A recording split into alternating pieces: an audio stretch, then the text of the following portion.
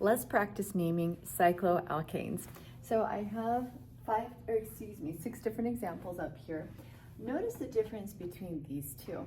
You can see that I have 1, 2, 3, 4 carbons in my cyclical compound. So what do we say? Cyclo, to show that it's a ring, it's a cyclical compound, and then 4 carbons is bute, all single bonds ane, cyclobutane. And here's what's interesting. When you only have one substituent, one attachment to that cyclical compound, you don't have to give it a number. You don't have to give it an address. This would be called methyl. There's your 1 carbon that's attached, methyl cyclobutane. That methyl, the 1, could be written on any of those, and what would we number it? 1. So you don't have to say the number 1 if there's only one substituent. Now contrast that, I have 2 substituents. I have 2 methyl groups. Remember, we always give the smallest sum of all of the substituent locations. So our smallest sum would be a 1 and a 2. 1 plus 2 is 3. I wouldn't name it 1 or number it 1, 2, 3, 4. 1 plus 4 would be 5. You always number so that the sum of those locations gives you the smallest number possible. So this would be a 1,2 dimethyl, telling the reader, hey, we have 2 methyl groups.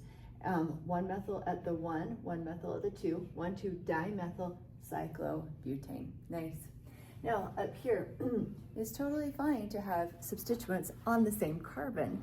So I have 2 methyl groups, both attached to what I'm going to number, my smallest number, as 1. So this will be 1, 1, 1, 1, a methyl on the 1 carbon, a methyl on the 1 carbon, dimethyl, because I have 2 of those methyl groups, cyclohexane. We've got 6 carbons that are wrapped in that cyclical chain.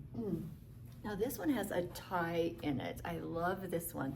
This is a tricky one that you will definitely see, I'm sure, in your class. So I have my cyclical compound, 6 carbons. So there's my cyclohexane. I want to number this the smallest way possible. So we get the smallest sum of the substituents. I can number this either way, clockwise or counterclockwise. 1, 2, 3, 4. 1 plus 4 is 5. Or 1, 2, 3, 4. 1 plus 4 is 5. So if you ever have a tie, here's the rule breaker, is the alphabet. Whichever substituent comes first in the alphabet, give that the lowest number. So the ethyl, E, comes before M. So I'm going to give the ethyl the 1.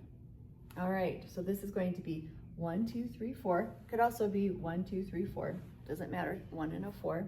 1 ethyl, remember we always write substituents alphabetically. 1 ethyl, 4 methyl, cyclohexane. Nice. Okay, take a look at this one. So I have an ethyl group and a propyl group, 1, 2, 3. You guys know that we're going to name these alphabetically, ethyl then propyl, but numbering. We've got 1, 2, 3, or 1, 2, 3. Oh, same situation. It's a tie, can number left to right or right to left.